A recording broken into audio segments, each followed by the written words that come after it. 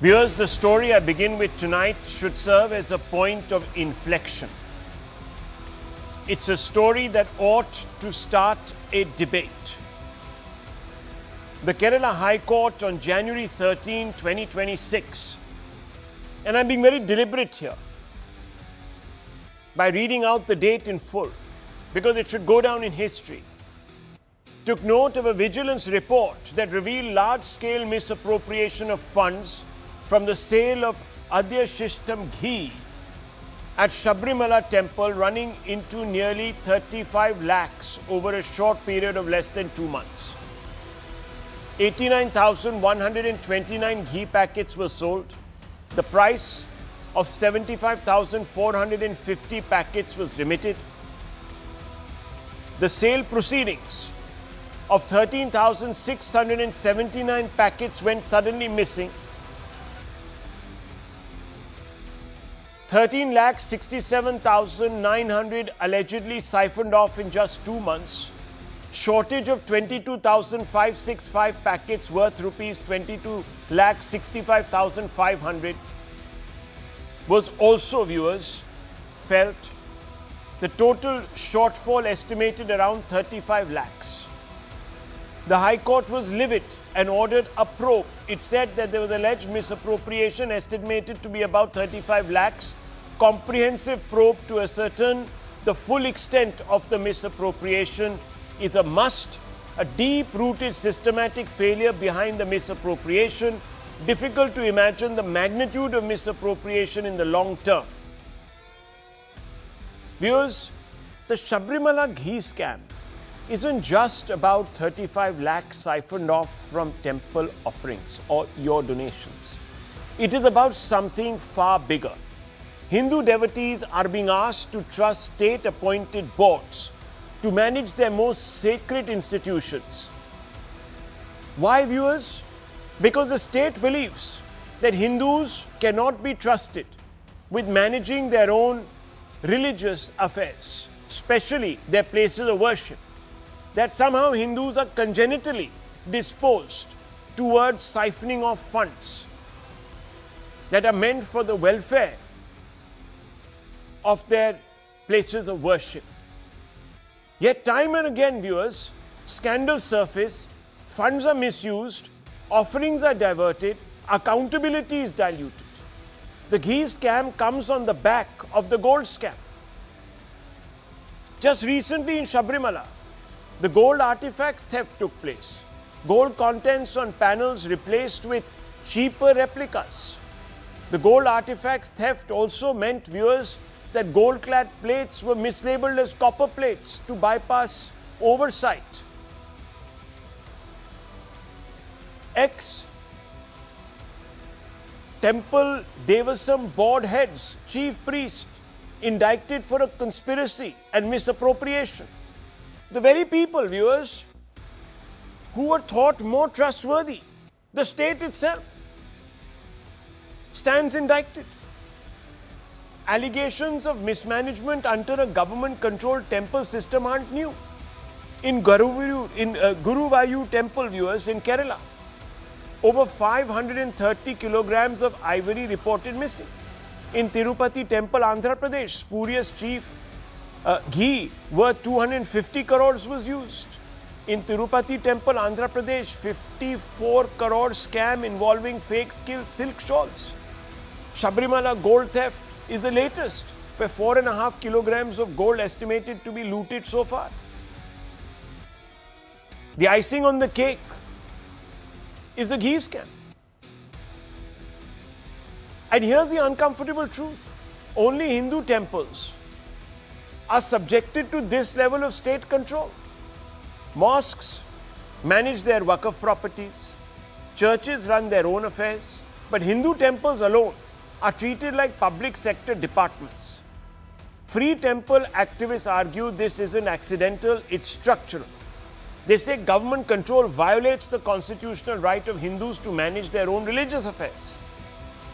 They ask why a secular state believes it has the moral authority to run temples, collect their revenues, and allegedly use them for purposes that may have nothing to do with the faith.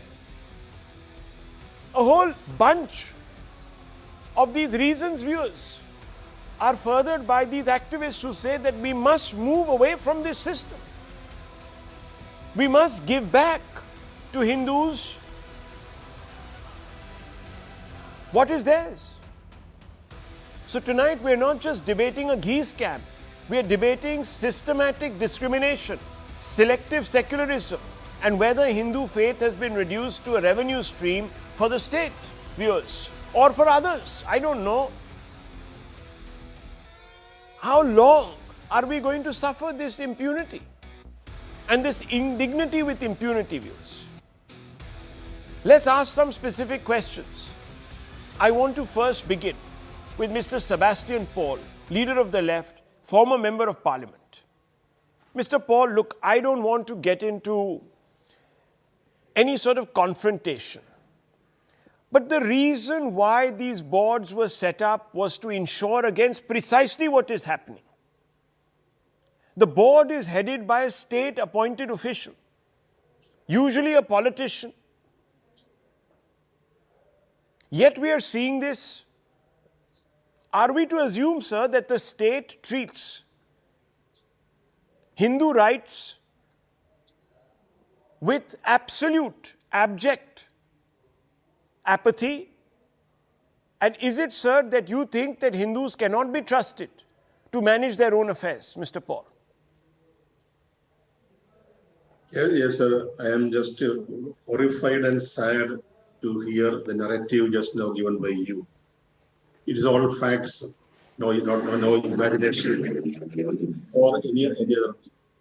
To quote Shakespeare in a different way, everything is rotten in the holy hilltop of Sabarimala. We don't know. Even the Tantri, the head priest, is in jail now in connection with the irregularities. So many other things are coming up only because of the supervision of the High Court in the matter. The division bench of the High Court is supervising the things. The court has instituted an SIT, Special Investigation Team, and only on that basis these things are coming, and people, including the former Devasam Board President, are in jail now. Now a very relevant question is raised by you. Who has to manage the Hindu temples? Whether it is the privilege of the Hindus to manage temples. I am not a fit person to say a authoritative opinion in that matter. You compared the situation with the Christian churches and Muslim mosques or Waqf property. All those things are there. But Hindus means who will be entrusted with the matter of managing the temples? Not only Sabarimala, but Tirupati and umpteen number of temples in the country. Who will manage all those things? If a satisfactory thing, foolproof thing, and can be evolved, it will be welcomed by all people. But what is happening now? The pertinent question now before us is who will guard the guard? That is why the Tantri, the chief priest, the voice of the deity, he is in jail now. Yes. So also whom we can trust, that is the thing. Okay. So I think apart from political things, all those things, it is a very serious Mr. Paul, matter. Can I ask you a question, sir? Simply this. If Muslims and Christians can be trusted to manage their own places of worship, why isn't that honor given to Hindus? And sir, if the state, and the left calls itself the guardian of secularism and secular values in this country. So I'm asking you, sir, why should the state be managing places of worship? Why should it be in the business of religion? And is that real secularism? For that matter, because Hindu, it is a very difficult term to define and find out who is the Hindu with whom we can entrust the matter or administration of these temples. For that purpose, the legislature has passed a statute, and the statutorily created Devasam Board is there, and the High Court supervision is there, and all those things are there. But despite all these things, this is happening. This is happening from the high levels. No, but if you can't trust the state then where does the Hindu go? Clearly, the Hindu is now saying, and look, I don't want to make this communal. This is not a communal debate. But Rahul Ishwar, you have been associated with temple boards. Why are they around, number one? Number two, isn't this a perversion of the secular concept? And how is it that no other community wants to point this out? They all talk about secularism and all of this, but no state government wants to go here. No other community wants to join with Hindus to help them free their temples. Why? Two submissions. First of all, just like our Christian brothers have a right over their church, our Muslim brothers have a right over their mosque, we Hindus need to have a right to govern and administer our temples according to Article 25 and Article 26, which are fundamental rights given by the Indian Constitution. That is not given to us. Second, Sebastian Paul sir was mentioning about Tantri. Do you know why Tantri was arrested? Rahul Shivshankarji, police created a flimsy excuse saying that Tantri didn't ask permission from God. That's the reason why he was arrested. Can you believe such a remand report? You can just go through the news. The police SIT said Tantri didn't take permission from God. So I honestly asked police and the media, how did the police know? Did God give them any kind of statement saying that he didn't give him permission? In order to blunt the attack on the left government and CPM, they wanted a person of faith to be trapped inside the jail. That's the reason why he was trapped, so that the entire clamor for free temples can be subdued and submerged. That's a very deep topic. We hope to get justice from the Honorable High Court. So I'll leave it at the High Court doorsteps. But I mean High Court's feet. But 2 points here are there. Please remember, I would urge my Christian brothers and Muslim brothers and sisters to come forward and see the injustice that is being done to us. Our temples, our majority of temples are not under any of our support, and we are not able to channelize this spiritual and social energy for Hindu welfare. Right now, Devasam Board is a political appointment. When CPM comes, communists are there. When Congress comes, Congressies are going to come. Or when other parties come, they will come. So, politicization of Hindu temple boards are a very serious issue that we are facing. And there has been multiple reports from, for example, Justice Pariburnan Commission report. He was a great judge.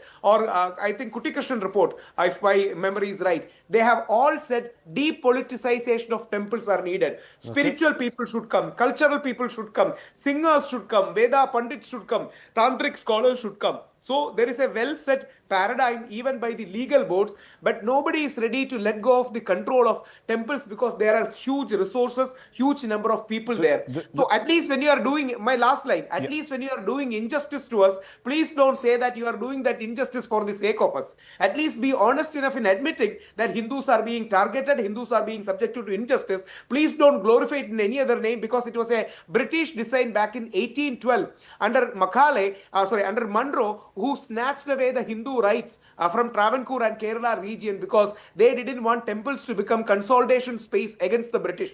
So let us be honest with facts. You can do injustice, but please do call it injustice, not any kind of state-sponsored secularism. There you go.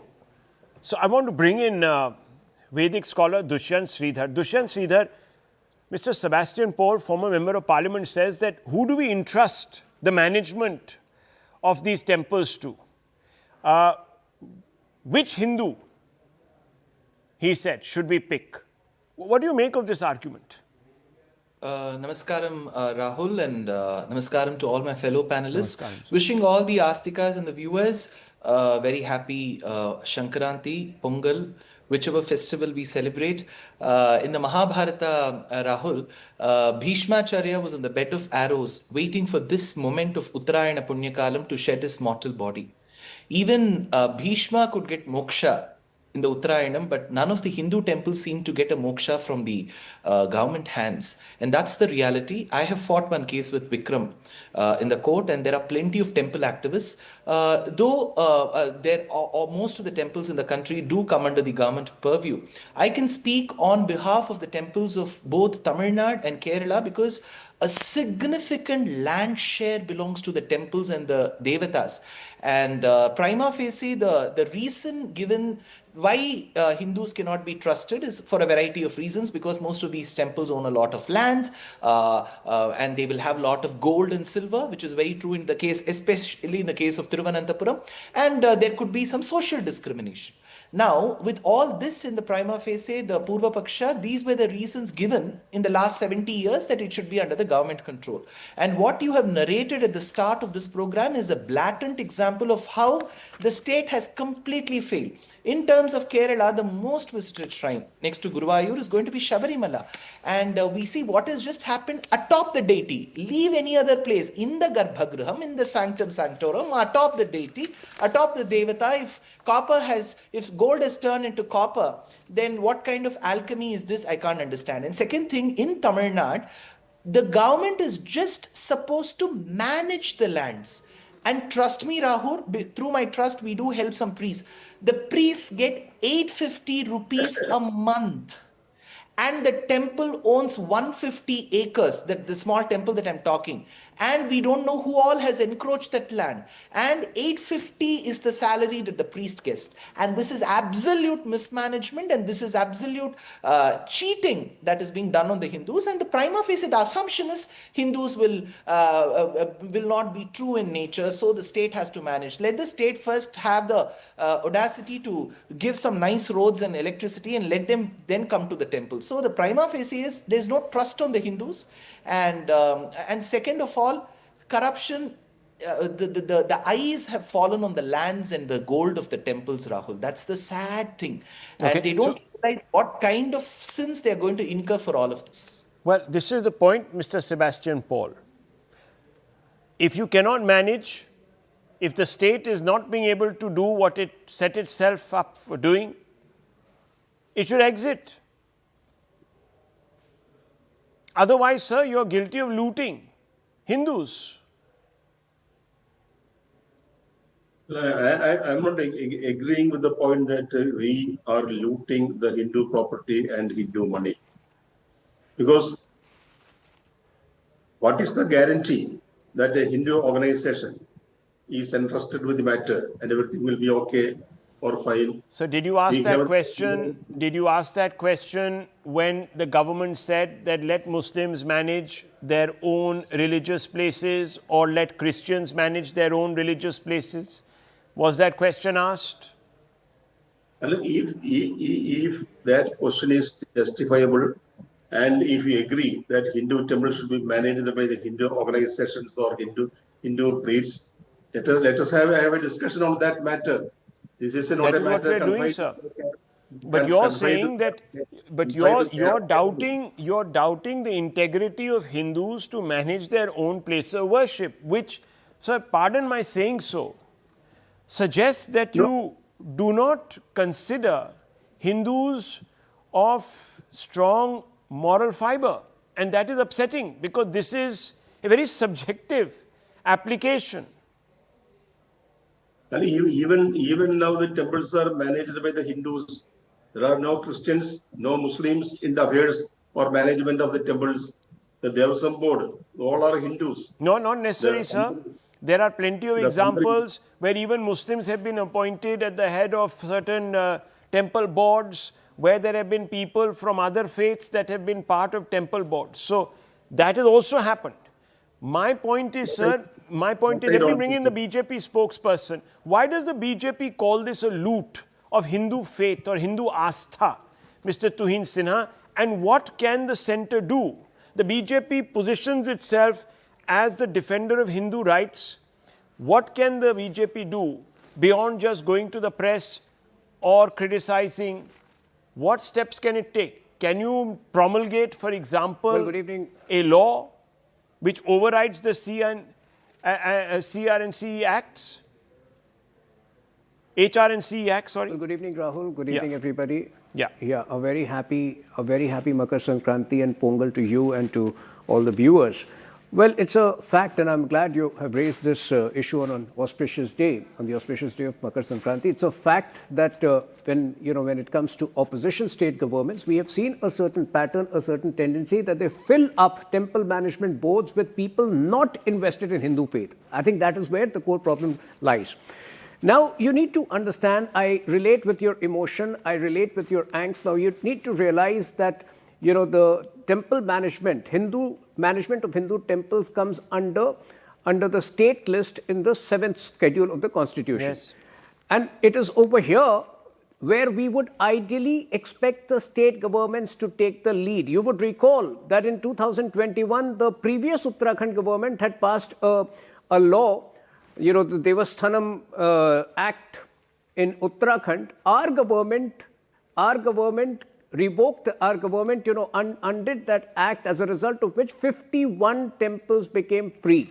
Similarly, when we had a government in Karnataka in November 2021, Basavaraj Bommai had introduced a bill for freeing temples from government control. Unfortunately, it could not get passed because, a government ceased to exist in Karnataka. So I think, like on the UCC, it's a complex issue, and because it belongs to the state list, we would encourage state governments to take the lead over here. Having said that, what we have done to revive India's temple economy need not be reiterated. Places like Varanasi, pilgrim places like Varanasi, Somnath, Ujjain have all seen 10x increase in the number of pilgrims, which has led to improvement in civic infrastructure, which has led to improvement in local economy, and of course, the revival of Ayodhya as the go-to place for Ram Bhakts. I think that is another case in point. Ayodhya has earned 10,000 crore of revenue only in the first year. Yeah, okay. I mean, look, I'll come back to you, Mr. Sinha, and ask you whether a law can be promulgated at the center to, at some level, supersede the HRNC Act. I'll come to that, but I want to bring in Mr. Junaidi. Mr. Junaidi, the BJP says the opposition parties undermine the spirit of the constitution by indulging in a selective secularism where Hindus are punished exclusively while other faiths and other traditions are exalted. Very good evening, and first of all, happy Makar Sankranti to all the citizens of the country and to my dear friends on the panel. The BJP always talks about equality and all, and the moment it comes to Hindu-Muslim, they talk about the other religion, Muslim, Christian and all. While they are very much interested in Waqf amendments, but they are not very much interested in developing the temples, the Muzrai departments. Now the point is, what is being done to the Waqf? Waqf institutions pay 7% of tax every year. That means the Waqf institutions are being audited every year and they need to pay the tax. And whoever manages the property or the Waqf institution is called as the Mutawalli, who is the caretaker of the property. And he or she, in most of the cases, he is liable for the accountability and the management of the institution. Now talking about the temples, we have seen whatever the instances in the past has been. When you talk about the issue today, Tantri, chief priest, has been involved in this transport of gold. It is a matter of investigation or not. That is some different point. Now the point is, the BJP government is not interested in the development of the Muzrai or the temple boards. And Mr. Tuhin Sinha, the spokesperson for BJP, was saying about the Schedule 7 state property, state list, several things.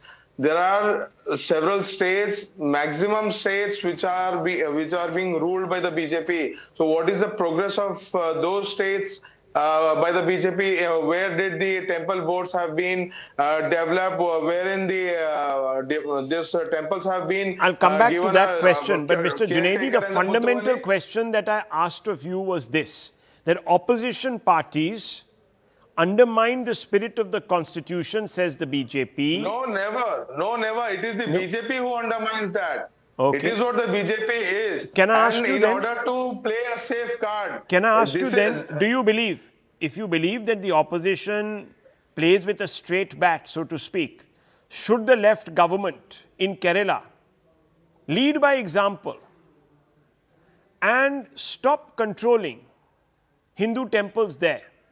Because in that case, sir, why only Kerala, sir? There are several states ruled by the BJP. I'm only saying, one second, I'm only saying, should they...